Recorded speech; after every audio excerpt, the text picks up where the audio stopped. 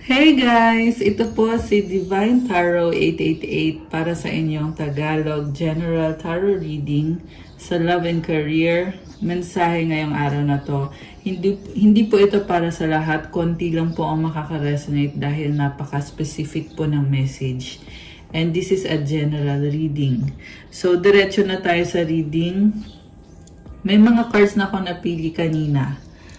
We have 4 of Cups. Okay, kung sino man tong nasagap natin, hindi ka masaya sa sitwasyon mo ngayon. Kung anong merong ino-offer sa'yo, parang nag-ambisyon ka or naghahangad ka. Kasi wala namang masamang mangarap eh. Naghahangad ka ng something more, something bigger, better. Dahil alam mo na yun ang deserve mo, yun ang value mo.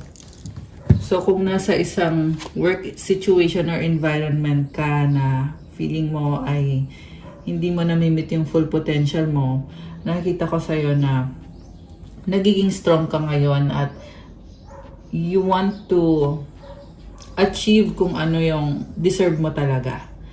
You are being very practical at mahaba din ang pasensya mo. Yung iba nga sa inyo naiinip na. Okay? So, malakas ang water sign, Cancer, Pisces, Scorpio, merong energy ng Cancer, fire sign, Aries, Leo, Sagittarius, although this can be any sign, okay? And then, next card mo is the Chariot. So, binabalanse mo. Kahit hindi ka natutuwa, hindi natutuwa, pero kaya mo namang balanse. Nakikita ko you are strong, may mga stars ka dito. And, with the 7 of Wands, patuloy ka lang pero alam mo sa sarili mo kung ano yung kaya mong ma-achieve. Defensive ka din dito eh. So, I feel like there's attack against you. Merong something na hindi mo gusto na nasabi against you. Okay, with the 3 of Wands, sabi naman dito, parang medyo napaparanoid ka lang. Kasi may tinitingnan ka dito at may hinihintay ka eh. Nare-ready mo yung sarili mo. It's like you're waiting for your ships to arrive. Hinihintay mo para makausad ka, para magkaroon ng mga changes, pagbabago, at magawa mo kung ano yung gusto mong gawin. Actually, may plano ka na. Okay? So, nakikita ko dito, meron ka na lang talagang hinihintay na go signal na pag dumating tong isang bagay na to, gora ka na agad. Okay? So, comment kayo dyan kung sino tong nakaka-resonate so far. Kayo ay nakaka-relate para po mapanood nyo pang susunod na mga messages o videos. So, tingnan pa natin ang mga messages. Sa dulo, dito si 10 of Cups. This is your ultimate happiness. Something about family. So, siguro, merong something connected sa family. Although yung kanina nasabi ko about work, ngayon merong about family dito na merong deal or kasunduan kasi hindi ka masaya kung nasaan ka ngayon. Kaya ka nakikipag-deal na, o sige, usap tayo, ganito yung gusto kong mangyari, ganito yung gusto kong gawin, ganito yung offer ko sa'yo. So, mukhang kailangan mong gawin to or nagawa mo na to. At itong blessing na to ay, it will make your life easier. Ito yung ultimate happiness mo. So, also nakikita ko dito, pag nangyari to, yun na, gagaan yung buhay mo. Kasi may hinihintay ka dito eh. May gusto kang gawin, may gusto kang ma-achieve na bagay. Pero, may mga kailangan ka pang ayusin. Ayan. And I feel like good news is on the horizon para sa'yo. Malakas ang confidence mo sa sarili mo. Okay, merong ending dito with the 10 of Swords. Okay. You are hurt and injured. Okay. Bakit? Anong nangyari? Nakikita ko dito, natututo ka ng mga lessons mo eh. May mga ka-deal ka na hindi sang-ayon sa'yo or ayaw sa'yo ng taong yon or mga taong yon. At ikaw ngayon, nakikita ko dito na sinasabi mo na, kung ayaw sa akin itong taong to or mga taong to, o kung may sinasabi sila against me, then I will protect myself, I will save myself, kaya ka din hindi masaya. Yung iba sa inyo guys, merong nagmamarites, nagchichismis. Kahit hindi ka gusto nitong taong to or nitong mga taong to, walang makakapigil sa'yo. Yan ang sinasabi dito guys. Walang makakapigil sa'yo. Ayan. Ano sa confidence mo? So, okay. What's coming towards you? The moon. And 6 of Pentacles sa bottom of the deck. One more. 5 of Cups. Merong lungkot at panghihinayang connected dito sa taong tinutulungan mo. Okay. Yung iba sa inyo guys, may kadil kayong taong narcissistic. So, you have to establish boundaries. You have to set boundaries. Kasi, yung potential mo, hindi mo namimit yung full potential mo. Tingnan mo, nakayupo ka dito. Ayan, kung sino man tong nasagap natin. At yan nga din yung kadil mo dito na hindi niya nauunawaan yung value mo. Tinatry ka niyang kontrolin and manipulate. So, it's like your angels are showing you kung anong nangyayari sa'yo ngayon. Baka kasi hindi ka aware na itong taong tinutulungan mo, pwede yan energetically kasi andito yung the moon. So, hindi mo alam na may kinukuha sa'yo itong taong to energetically. And you have to protect yourself. You have to set boundaries. At yan na nga yung ginagawa mo dito. Nagiging wise ka ngayon eh. Priority mo na yung makakabuti sa'yo, yung well-being mo, yung sarili mo. 4 of Wands sa bottom of the deck. Okay, someone, alam mo may nakita ko dito, taong obsessed sa'yo at ayaw kang bitawan. So, nakarelasyon mo to. Okay, yung iba, ikinasal, may commitment, and then, nagkaroon kayo ng problem, financial, pwedeng nag-break up kayo at itong taong to ngayon gusto niyang ipilit na hindi pa kayo tapos, may pag-asa pa, yan yung naririnig ko, at meron siyang gagawing effort. Ayan, Queen of Rods, may gagawin siyang effort para makumbinsi ka niya na siya yung nararapat para sa'yo.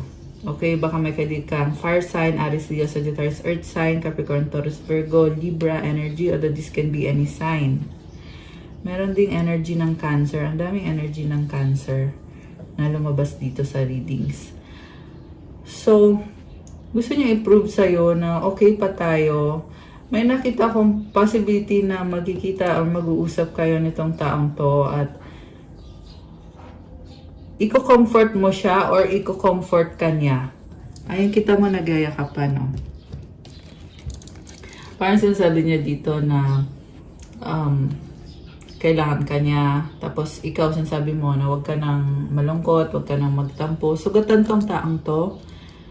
This is someone na gusto mag-apologize sa'yo sa mga nagawa niya. Kasi hanggang ngayon hindi pa rin siya nakaka-move on. Lalo na, at nagkaroon na ng ending dito, nakikita ko kasi na mukhang tinapos mo nga at pinili mo yung sarili mo. At kung kailan pinili mo ang sarili mo, lalo kang naging masaya, naging positibo yung energy mo. Nagbukas yung mga pintuan para magkaroon ka ng mga bagong connections na makakabuti para sa'yo. Nakikita ko din, meron ka ng bagong gustong i-pursue ngayon. Samantala, itong taong kadil mo is namimiss ka lang niya talaga. Actually, sobrang lungkot yung nakikita ko dito na hindi akalain na mangyayari kung ano man ang mga nangyari. And nagsisisi na hindi niya binigay sa'yo yung best niya. I'm hearing breadcrumbs lang. Barya lang sa umaga. Barya lang sa umaga. Baka driver itong kadil mo. Ayan. Baka mag-resonate, baka hindi. Okay? Specific kasi yung nakita kong energy dito.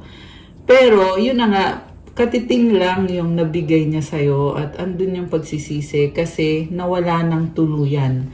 So, kumbaga, binibigyan ka niya ng sobrang konti lang. Pwede yan pera, atensyon, panahon, pagkain. May pagkain talaga. Ayan. So, konti lang talaga kung ano man tong binibigay niya sa'yo. Pagmamahal, yun.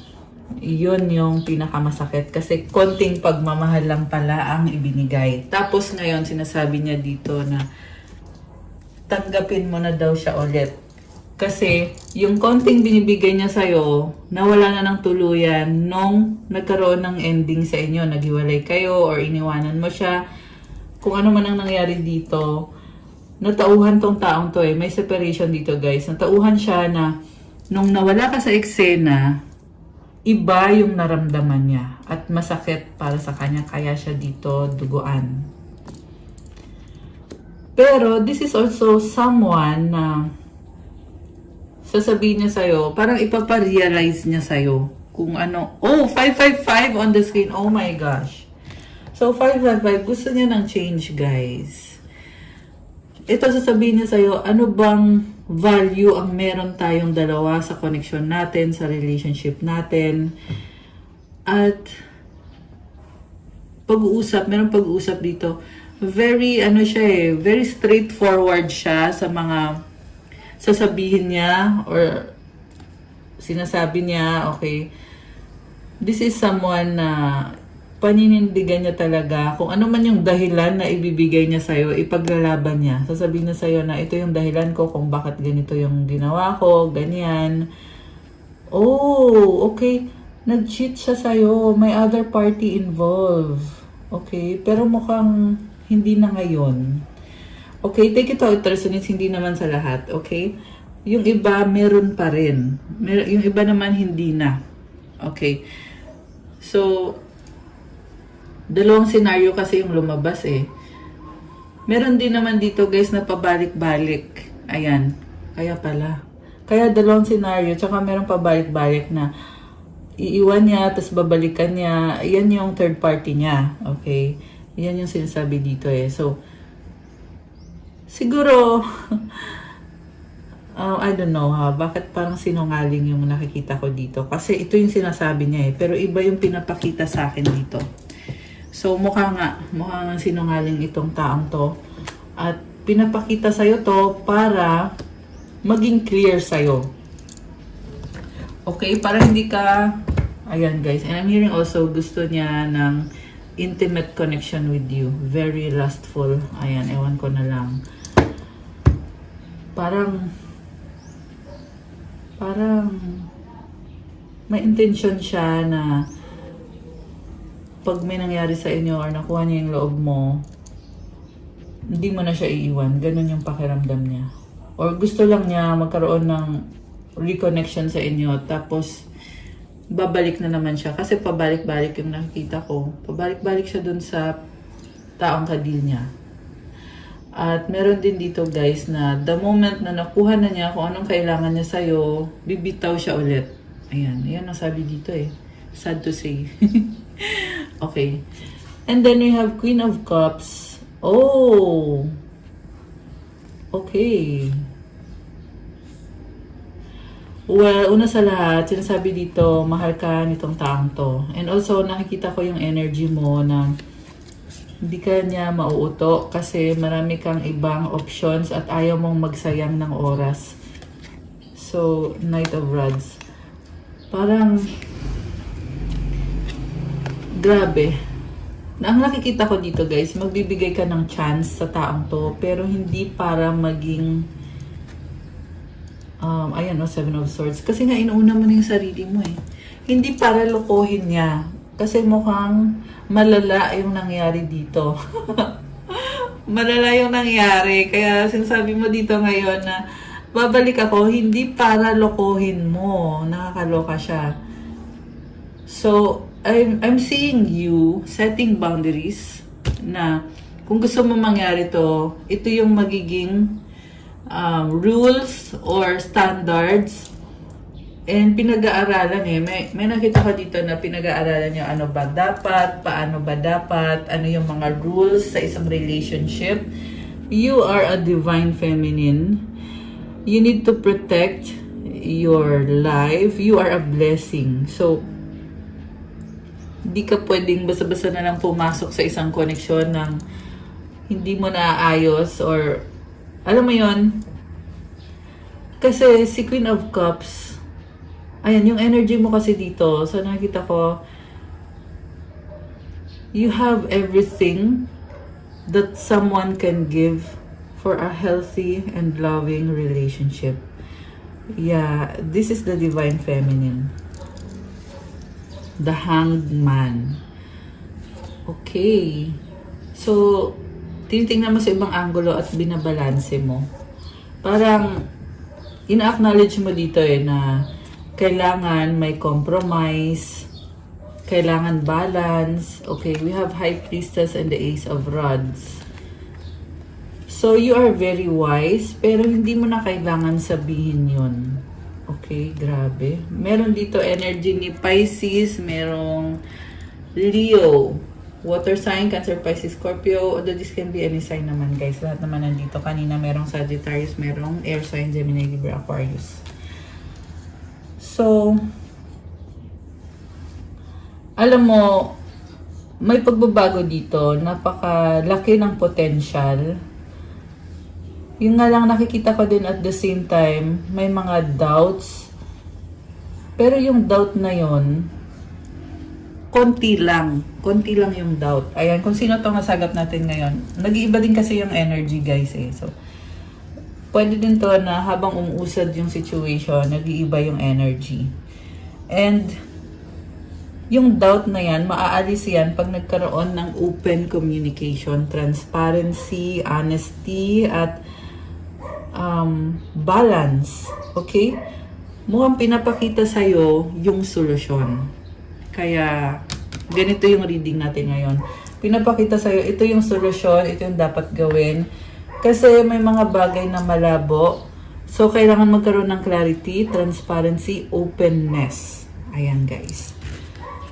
So, nga pala, paki-like po. Kung kilala niyo na po ako, mag-comment kayo. Kung hindi pa, okay lang, mag-comment pa rin kayo para ma-acknowledge niyo na kailangan niyo ng gabay or ng guidance para masagap natin ang kwento ng buhay niyo at magabayan kayo. Kung hindi naman po kayo interesado, huwag niyo na pong panoorin. Mamaya may announcement ako after ng reading para sa mga nakaka-resonate or para dun sa mga manonood hanggang sa dulo. So, tingnan natin, guys. Ano pa bang mga energies connected dito sa ating reading today. Star! Wow, your hope and optimism are a powerful love magnet for you right now. Oh, wow! You are a love magnet. So, grabe. Kahit anong gawin mo dito, talagang na-attack mo yung love. Yan yung nakikita ko. Kung sino man to, ayan, comment kayo dyan. Today celebrate the love you share with those who matter most. Okay, may nakita kong magdi-date, magsi-celebrate, magpa-party. Okay, ano pa? Sparks! Keep the sparks flying, surprise each other with gestures of love. Wow! This is so nice. So, sparks.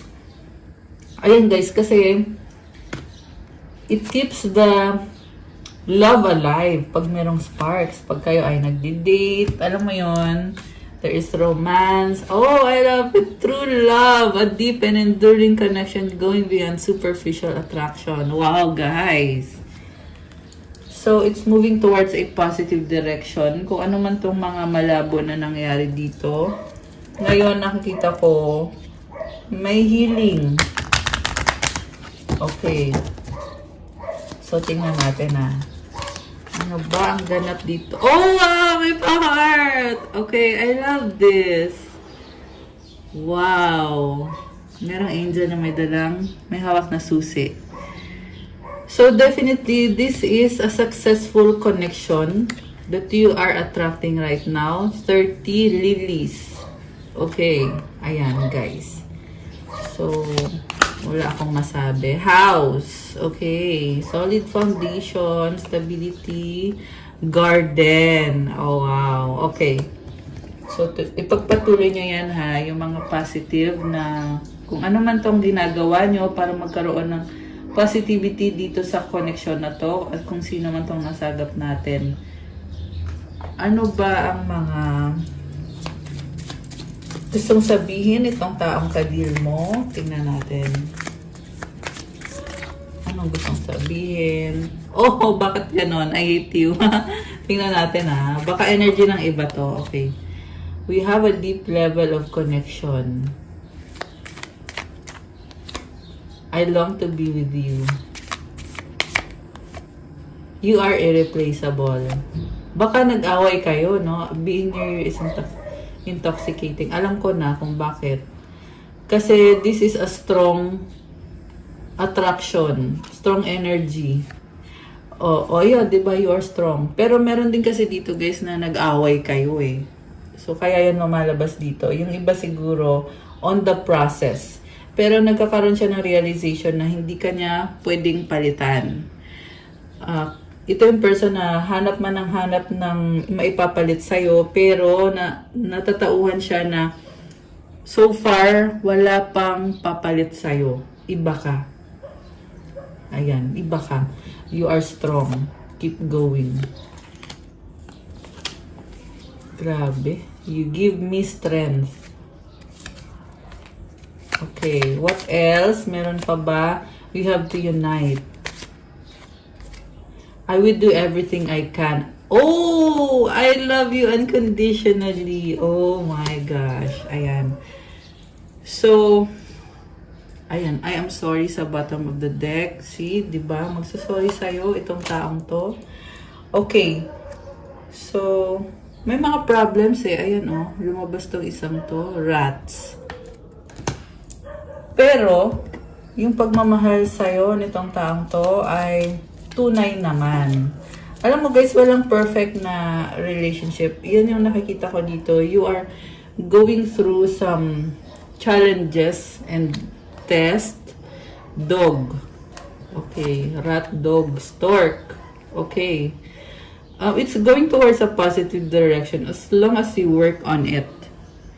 Kasi pag hahayaan mo lang, well, ayoko kasing sabihin yan. Kasi meron kang minamanifest dito sa nakikita ko eh. Pero, ito yung mensahe para sa'yo na kung gusto mo maayos itong connection na to, then there has to be transparency, openness, effort. Merong stork dito nakikita ko na meron talagang effort na ginagawa or gagawin. At openness sa feelings, sa situation, ano bang situation ang kadil nyo, bakit ganito yung nangyayari, bakit ganyan, pag-uusap. Okay? Kasi there is love. At least sa part nitong taong to, masasabi niya na mahal ka niya at unconditional yung pagmamahal niya sa'yo. So, okay. Alisin ko lang to guys ha, kasi kukuha pa ako ng bagong messages. Ayan. So, naalis na natin yung cards.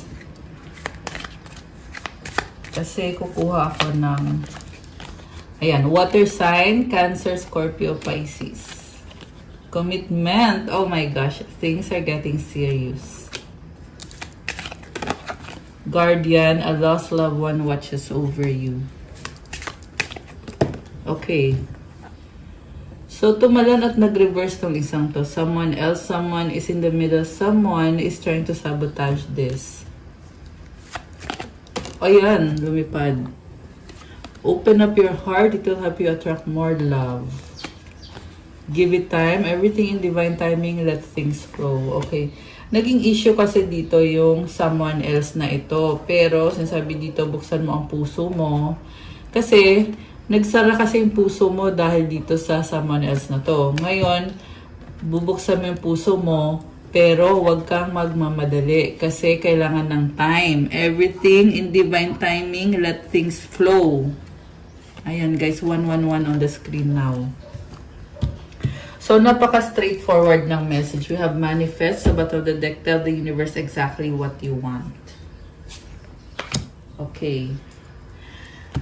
So, tingnan natin anong mga mensahe galing sa angels mo. Wait lang guys. Sana yung cards? Alright.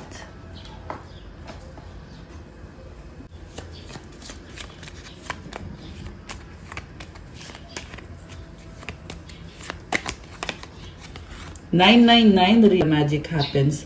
Affirmation. Oh, okay. Ito na.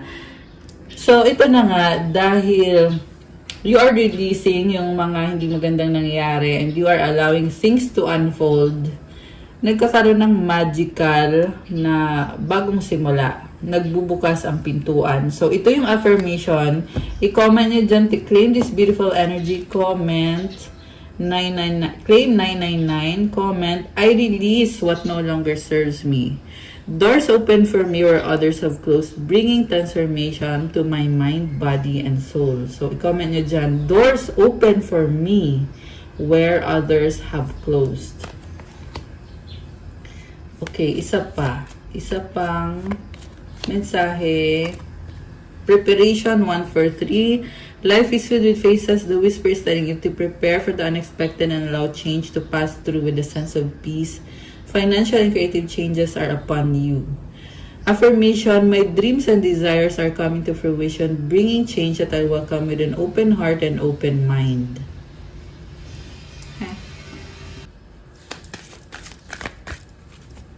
Okay. Don't hate, meditate. Thank you, angels, for guiding me to love through meditation. So, kung may mga strong na emosyon, kagaya nitong hate, huwag daw mag-hate, mag-meditate na lang daw. Kasi through meditation, marirelease mo yan eh. So, this is all about releasing. Ayan. Okay, anything else galing sa mga angels mo? Synchronicity, thank you angels. I trust your well-timed guidance and signs. Siguro nakakapansin ka na may mga synchronicity galing yan sa mga angel mo.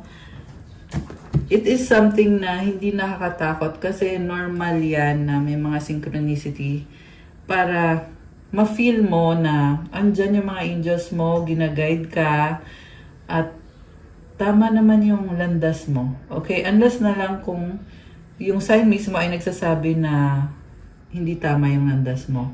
And I feel like may message din doon na binabalanse mo eh. What is good and what is not. So, kailangan mong balansehin. Kasi symbol ng yin-yang to. Ayan. This is also energy of the masculine and the feminine na binabalanse. 1, 2, 3 angel numbers on the screen. Ayan. So, advice at mensahe from the universe. Tingnan natin. Ay, nalaglag. Sandali. Okay, wait lang. Mag-shuffle tayo. Anong mensahe galing sa universe when I lean on the faith of the universe, peace becomes real. So, magtiwala daw, have faith daw, para magkakaroon ka ng peace. Okay. Isa pa. My energy creates my reality. What I focus on is what I will manifest. Ayan. So, yung energy mo, yan din yung buhay mo. Kung saan mo nilalaan yung focus mo, yan din yung namamanifest mo.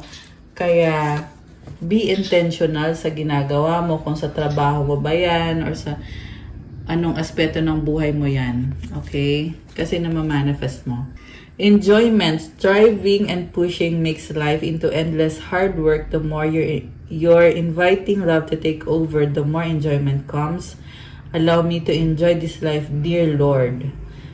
So, i-enjoy mo lang daw yung buhay. Kasi pag ini-enjoy mo, the more pala na in-invite mo daw yung love, yung positivity, the more din na i-enjoy mo yung buhay mo at hindi ka napipressure. Kasi mukhang meron ding nagpipressure sa'yo. Okay? Pero wag mong pansinin kung sino man yan o kung ano man yan, sitwasyon ba yan. Surrender, let it go, release. Kasi the more daw na, ayun na nga, merong love, the more din na i-enjoy mo yung buhay mo. So, i-comment mo to claim this energy. Allow me to enjoy this life, dear Lord. Ang ganda din ng card, oh. Okay, isa pang mensahe for you. True love, your wholeness and safety lie within, not from a partner, but this sovereignty actually leads to the deepest intimacy for you to stop using others. Let me stand on my own feet, dear Lord, and know true love.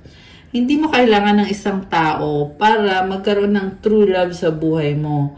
Ang kailangan mo ay ang sarili mo. At huwag mo daw, hindi mo kailangan gamitin. Kasi meron dito stop using others. So, you are using someone else. Ginagamit mo yung tao para maging masaya ka, maging maganda yung buhay. Sinasabi dito, mali pala yun. Ayan, kung hindi mo pa alam. Hindi, sa totoo lang guys, maraming nakakaranas nito. Kailangan, you have to stand on your own 2 feet. Huwag mong iasa sa partner mo or sa kung sinong tao man yan. Huwag mong iasa sa kanya yung saya mo or yung happiness or yung buong buhay mo. Okay? To claim this beautiful energy, ang cute din ng card, I love it. I-comment nyo dyan, let me stand on my own feet, dear Lord, and know true love. Ayan, i-comment nyo dyan, guys. I love it for you. And comment, claim true love. And yung true love na yan ang nagsisimula sa iyong sarili. Ang cute ng card. Okay, guys, that's all for our love reading today. Thank you. Please like, comment, subscribe, hit the notification bell. Private reading. Paano i-avail yung private reading? I-message nyo ako. Meron akong Viber tsaka WhatsApp. So, pwede kayong mag-message sa dalawang yan. Anong number? Nasa description box. I-click nyo dyan.